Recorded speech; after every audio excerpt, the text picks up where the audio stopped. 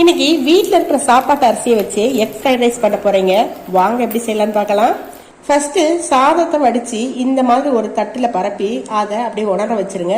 அப்பதான் சாதம் ஒன்னோட ஒன்று ஒட்டாம நல்ல உதிரியா இருக்கும்.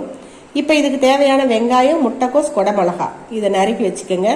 பேன்ல எண்ணெய் ஊற்றி எண்ணெய் காஞ்சதும் நம்ம நறுக்கி வச்சிருக்க வெங்காயத்தை போட்டு நல்லா வதக்கி விடுங்க.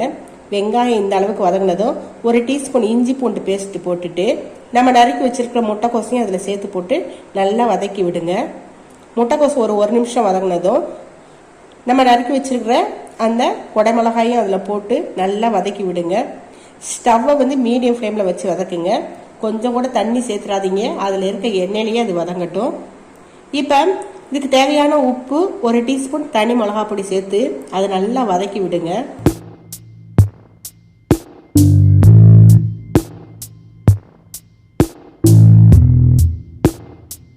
இப்போ இது ஒரு 3/4 வேக்காடு வெந்ததுமே உங்களுக்கு எத்தனை முட்டை தேவையோ அதை உடச்சி அதில் ஊற்றி நல்லா கிண்டி விடுங்க.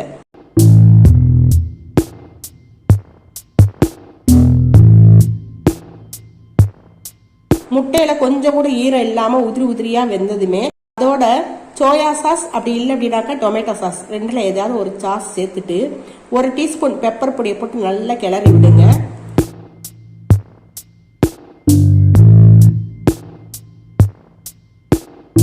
இப்போ நம்ம உணர வச்சிருக்கிற இந்த சாதத்தையும் அதில் போட்டு நல்லா கிண்டி இறக்குனீங்க அப்படின்னாக்க அருமையான எக் ஃப்ரைட் ரைஸ் ரெடிங்க.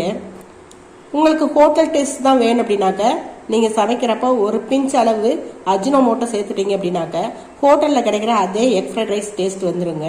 ட்ரை பண்ணி பாருங்களேன்.